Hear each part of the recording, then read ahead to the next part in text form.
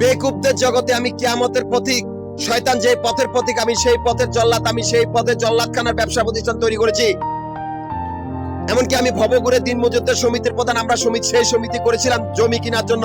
আমাদের সমিতির ব্যবসা ছিল আবাসিক বাড়িঘর, আবাসিক হোটেল। অথচ আমাদের এই বাসা বাড়ির আন্দি বান্দির পোলা পায় না, আমাদের এই ব্যবসা দখল করার জন্য আমাদের অফিসিয়াল কর্মচারীগুলার খুন করে, সমিতির কাগজপত্রগুলো চুরি করে, সমিতির সদস্যগুলার খুন করে এমন একটা পরিস্থিতি করছে যাতে আমরা না যাই। কি হবে? আমরা সেই জায়গাগুলোর ভিতরে জল্লাদখানার আমানত দিয়েছি। এমনকি মিরপুর, নবাবপুর, মতিঝিল এই তিনটা জায়গা, তিনটা শক্তিশালী জল্লাদখানার আমানত, যেখানে সামাজিক উপজাতি, যেখানে শুধু আমি আমানত দিয়েছি, কারো কোনো মাতব্বরি নাই।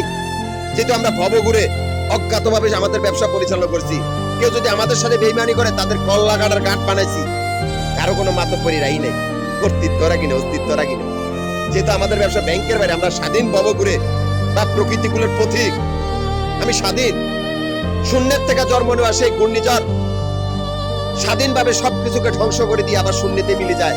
তার নামও কিন্তু জাহিদুল ইসলাম।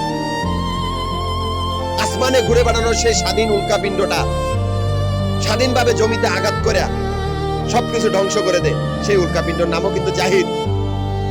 বৃষ্টির প্রত্যেকটা পানির ফোঁটা জাহিদুল ইসলাম, বাতাসের প্রত্যেকটা তরঙ্গ জাহিদুল ইসলাম, বজ্রপাতের প্রত্যেকটা ধমনী জাহিদুল ইসলাম,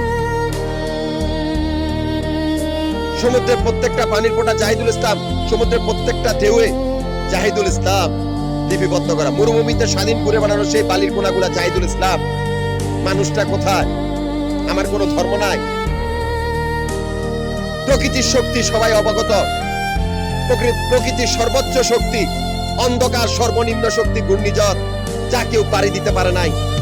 যেহেতু আমাদের কোনো ধর্ম নাই, আমরা স্বাধীন প্রতীক। আমি এসে কিয়ামতের যাত্রা শুরু করব এই বাংলাদেশ থেকে। আমারই সামনে যারাই পড়বি তারাই মরবি। যেহেতু আমাদের ব্যবসা প্রতিষ্ঠানগুলো আমরা নিজেরাই তৈরি করেছি। বেকুবদের কোনো বুদ্ধি জ্ঞান নাই। বেকুবরাই আমাদের বাসা বাড়ির আন্দি বান্দি পোলা ভাই। এরা কারো ভাই হতে পারে না, কারো বন্ধু হতে পারে না, কারো আত্মীয় স্বজন হতে পারে না, কারো খালতো ভাই হতে পারে না, কারো চাচতো ভাই হতে পারে না, কারো মামাতো ভাই হতে পারে না, কারো ফুফাতো ভাই হতে পারে। এরা সিফ বেঈমান, যারা শয়তানের অনুগত অনুসারী। এদের মৃত্যুকে আমি আগে বানাই দিয়েছি। এরা আমার কিচ্ছু করতে পারবে না। এদের মৃত্যুই এই রাস্তাতে হবে। যেহেতু আমাদের ব্যবসা ব্যাংকের বাইরে, আমি ঢাকা, গাজীপুর, নারায়ণগঞ্জ তিনটা জেলা সমিতির প্রধান।